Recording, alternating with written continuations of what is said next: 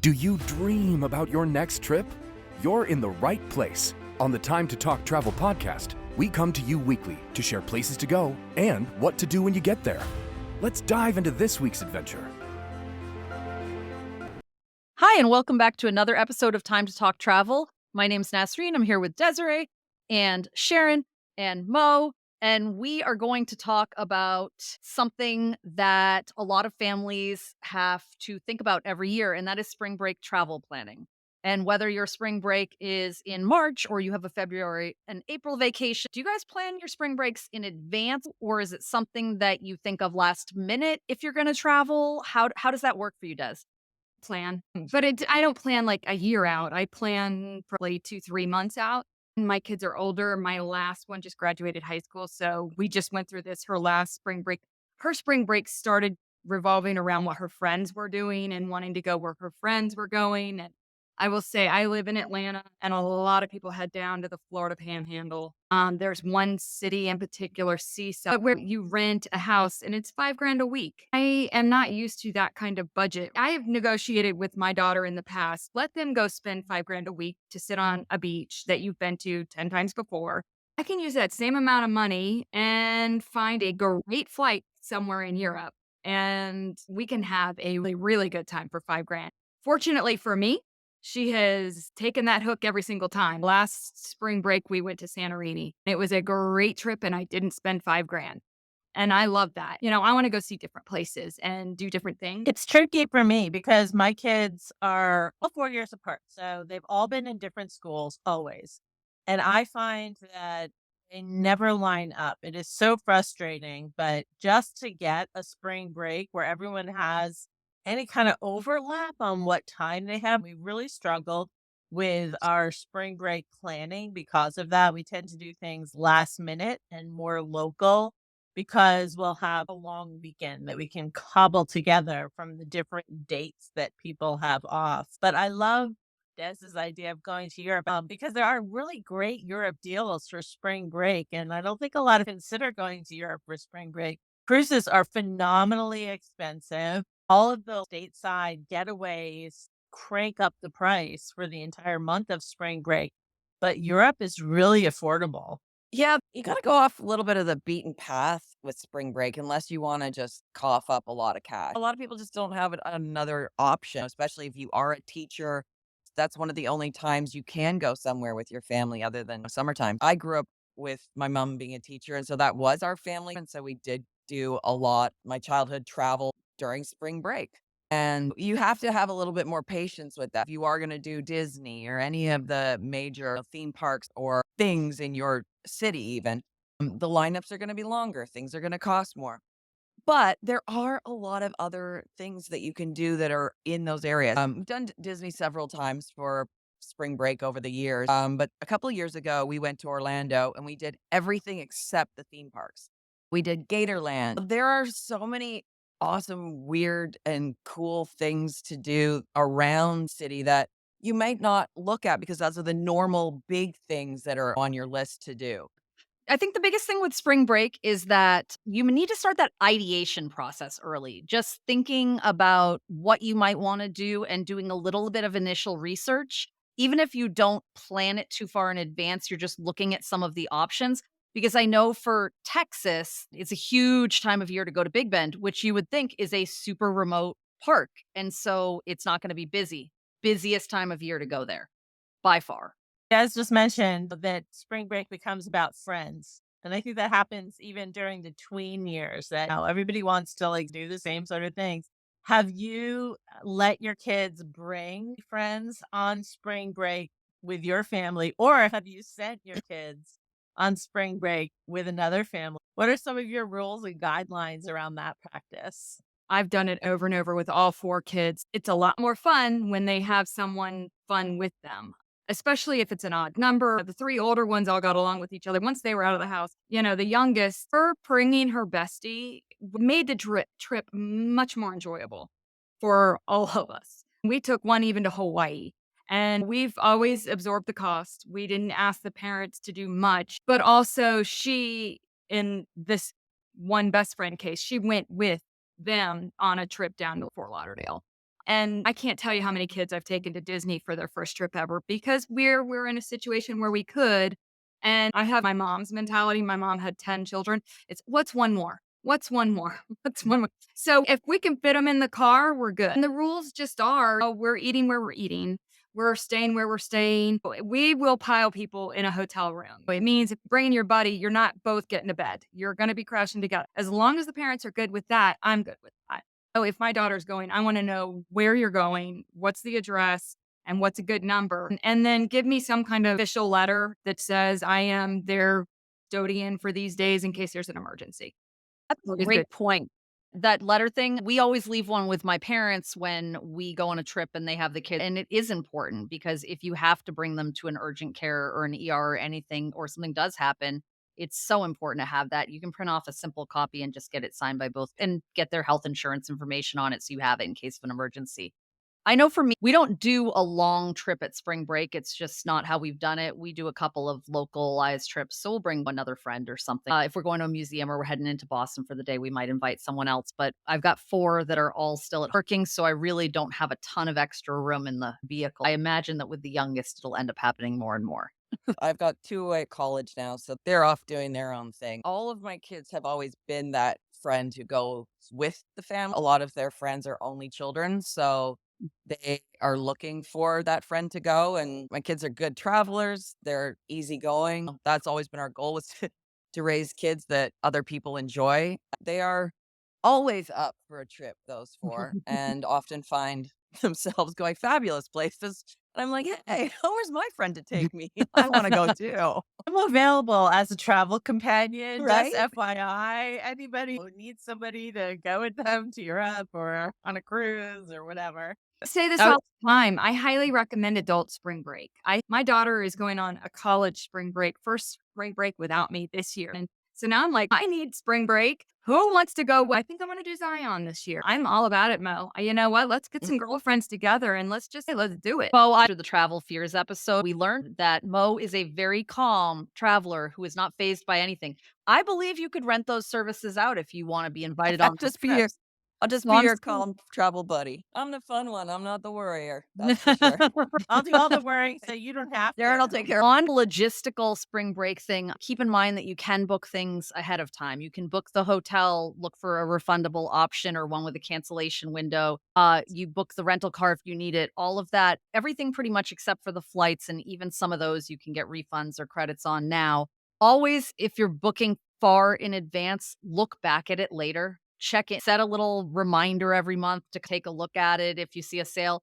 Because when you book that far in advance, they know you want to go. And so you may not get the best pricing.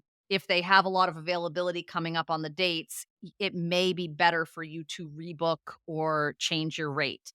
Now, that doesn't work everywhere. If it's somewhere that's super hot and a ton of people are all going to go, there will be no availability and you'll be sorry you didn't plan in advance. But always recheck the prices closer to the trip. And like you said, with those cancellation policies, make sure you read those carefully, especially if you're looking to book that far in advance. I put those cancellation dates in my calendar so that I Same. can remember that I booked that and that I have until this date to decide if that's still my plan or not. And I've noticed that they are not making the cancellation easy to pull up to look at after you book. Mm. So when I put those notes in my calendar, I'm taking a screenshot normally and putting it in a travel folder. Especially with hotels, it used to be really obvious what time and what day you had to cancel by. I had to go through 3 different levels on an app to even get to it. I'm just worried it's going to go away at some point. They're going to be like, oh no, this was a 7-day cancellation. You can't cancel. I travel a lot, so I had to put in notes. Maybe it's just getting older, just too many details. But I do find that it's easier when I put in where I'm going and to put in exactly where and what I booked. Because sometimes I'll book an Mhm. Airbnb. Sometimes I book a hotel through an app. Sometimes I Mhm. use booking.com. I know I booked something. Yep. I'm that organized. But going back and remembering exactly where and what versus going through all your emails and all your apps to find where you booked. I feel like this could be a whole other episode, travel organization and record keeping. I'm excited. I want to go. Then I book everything. And I'm like, Important. what the hell did I book? Where am No, I going? just wrote that down because I have a checklist This- in my Google Tasks. This came up in a past podcast, but I think is important as well. If you're going somewhere, it's important to find out what else might be going on while you're there. I know there was a lot of criticism I just saw for Walt Disney World, of all places, for New Year's Eve because it turned into nightclubs. It got too rowdy.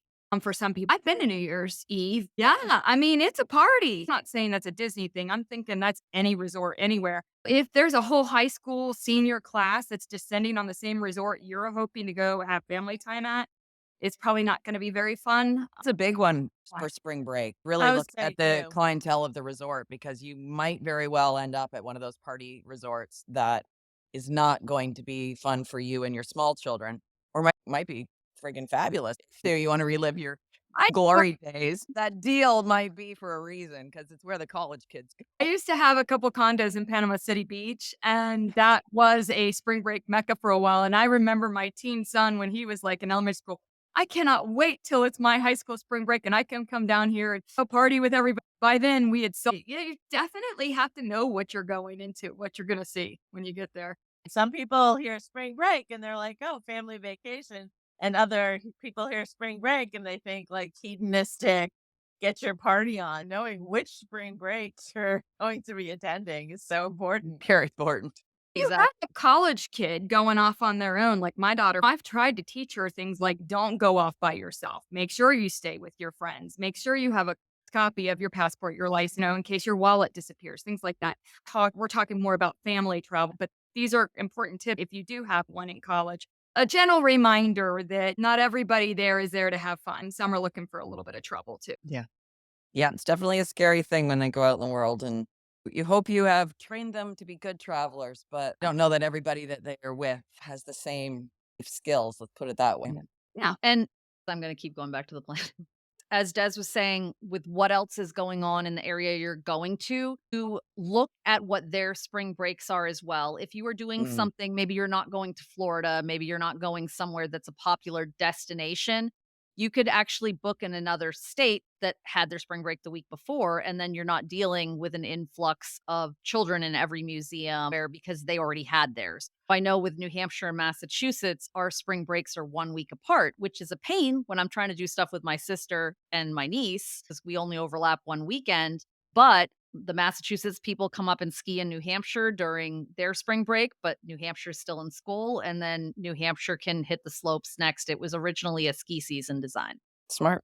I think also, as we talk about planning these flights and things, especially if you've got a family of 4 or 6 in our case, the same old tips like get the morning flight. So many lines and airports now have delays and getting through security. It's going to be crazy busy like that again for March, April. I think to keep those things in mind too. I don't know where the hot destinations are for this year, what's in and out as far as spring break locations. Have you guys seen anything on that? From what I've heard, I'm just talking to people, there's a lot of skiing. That's a big one for this year, as well as just a lot of doing things more locally. I think maybe the travel budgets might be a little less this year because things are so expensive right now. And I think the skiing thing, it's honestly a weather thing, right? I don't know about mountains other than Northeast, but I know a lot of the mountains didn't have snow to ski or had very bare snow to ski earlier in the season. But we just got our first big snowstorm today. I'm in New Hampshire. This is the very first big snowstorm we've had this year. And normally it has become worse in January and February snow wise. So spring break or February vacation up here is the time to go skiing because at least you can guarantee there'll probably be snow. Yeah. Versus Christmas holidays, you can't guarantee that. And because my kids have had different dates for spring break, is that we've become really good at the spring break staycation. I have a lot of tips. Just have a yes day. Make a list of all the wacky, strange things that you want to see in your area that you can see in a day trip. It can be really nice just to stay home and do all those things that you don't normally allot time for or that you only do when people come and visit you and are tourists in your area too. That's a great option for spring break. Definitely. And when you're researching those spring break destinations, these hot destinations, we know Florida's always popular, the Disney's, national parks. If you don't like crowds and you're thinking about doing a popular national park, check the spring breaks in the area. They get busy. And if you do not want a party scene, that's when you're going to Google spring break 2024 party locations and then don't book any of them. Don't go there. Right. Don't go there because everyone's looking at those and being like, "Oh, Panama City Beach seems like a great idea. Let's go to South Padre Island, Cancun." No, those are not good spring break destinations if you are going to not want to party. That's for sure.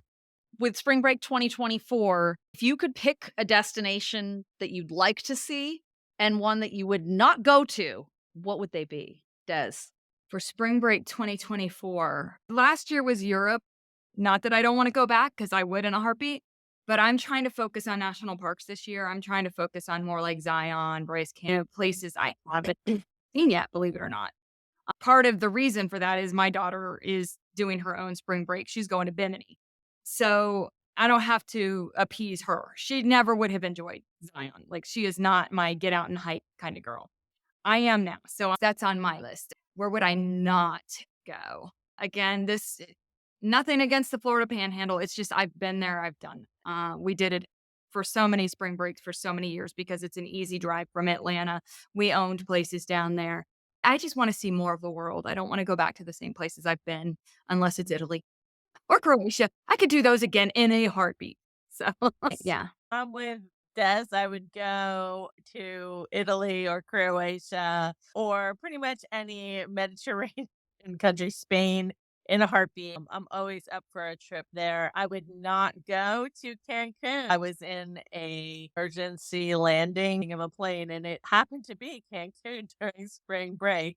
And then I was brave enough to go back and broke my arm. So no trips to Cancun for me I think that should just in be the on near your future. yeah, that's on your It's no on my list. no list. I just got back from Cancun like a week ago. I did no crashing of planes and no broken anythings. I had a great time. Well, I wouldn't go to stay in the traditional hotel strip of Cancun, but go down to Playa del Carmen or Cozumel or Tulum or any of those places, or even any of the resorts along there that are out of the crazy area. So it's a yes and a no, I guess, for that one. Where would you go, And Mo? Ironically, I am gonna go back. I'm gonna go back to Playa. My husband and I are planning to go to Mexico on our own, which will be a nice trip. We're meeting some friends down there. And then my 2 youngest, we haven't decided yet what we're going to do. I think we're just gonna probably do something else in Texas that we haven't done. It's a really big state, so we have put a dent in it, but I haven't done the Florida Panhandle as often as you does, but, my friend does have a beautiful place that looks over the ocean in Panama City Beach, and I would be okay with that. Even your nose, I would still be like, "Yeah, I'd still do it." It's a free I place to stay, much more attractive. Yeah. Yeah, and you gotta pick your spots, right? I'm not gonna go to the same restaurants that the college kids are going to. We're not going to the bar. We're hanging out at the beach during the day and having a glass of wine in our PJs together. That's a nice girls' Sure. What about you, Nas? we have February and April break, which I know is different than the March vacation that we had in Texas. So it'll likely be something off season. So the beach in Maine, but while it's quiet. Or I love New York, and it's an easy Amtrak ride for us. So probably New York or Boston, something city, museums, food, stuff like that. Well, we don't do the full week, but shorter and fun. For my nose, there is this infamous Massachusetts, New Hampshire to Florida pipeline. You have to buy your flight so far in advance, and it's just back and forth. I feel like everyone goes to Florida. I don't wanna go to Florida during spring break, it's too busy. I don't wanna go to Disney during spring break. I wanna do something that is considered off-season during spring break. I don't wanna do the super popular options. I'm not likely to go to a national park during spring break. I know they're busier. Maybe one that is more remote or it's off-season. Good call. I'm with you on that. Say I have now of not doing it during spring break. Now that I'm not stuck to a school schedule for the first time in 30 years.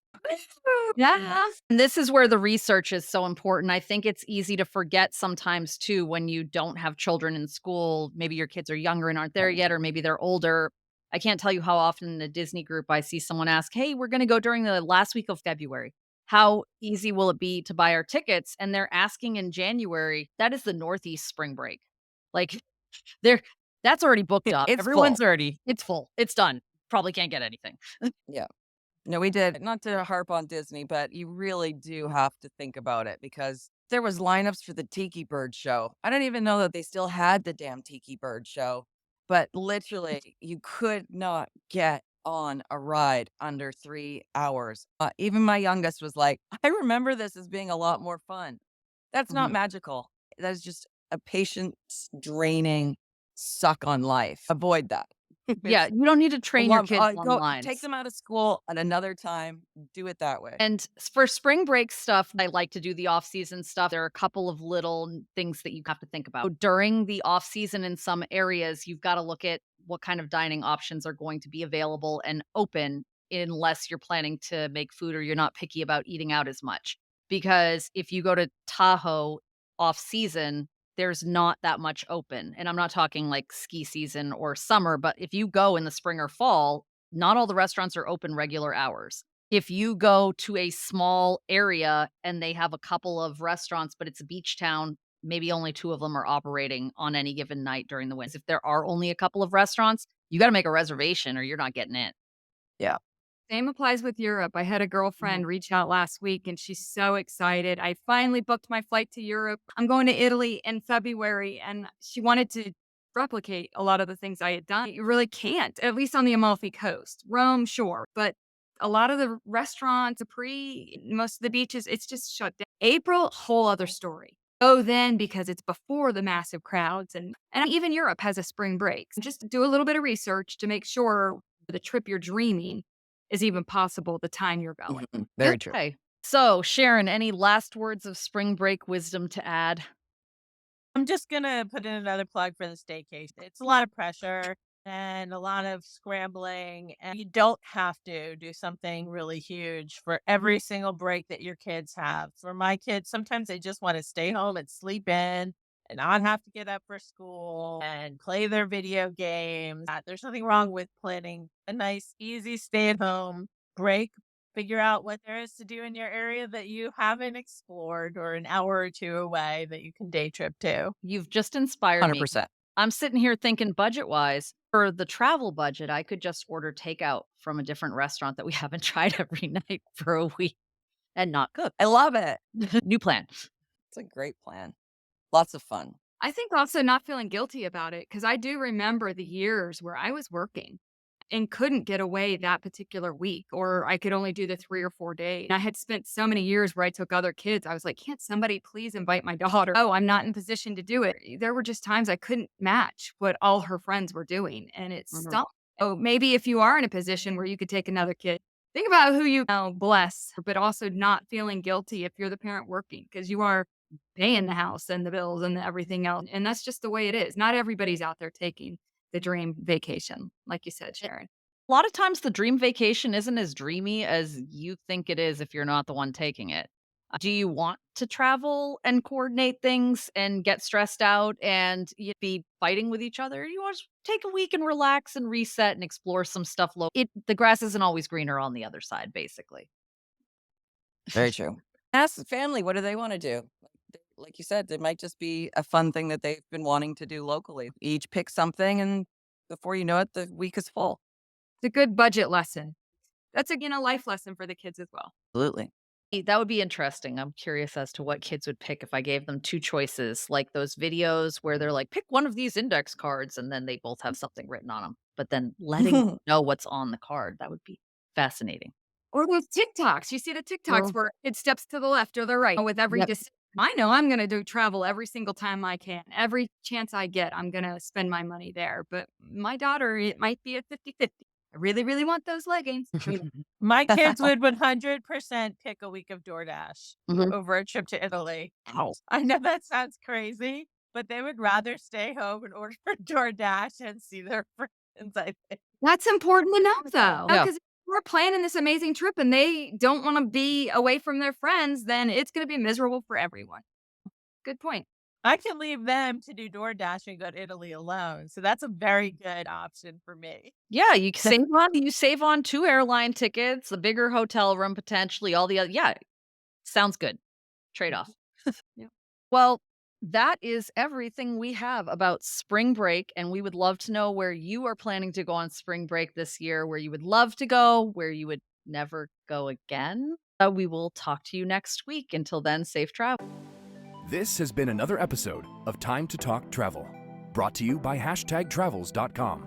You can keep in touch with us between episodes by by checking out our site, joining our newsletter, or connecting with us on social. We've always got the information you need in our episode notes. Until next time, happy travels, and thanks for being a part of our trip.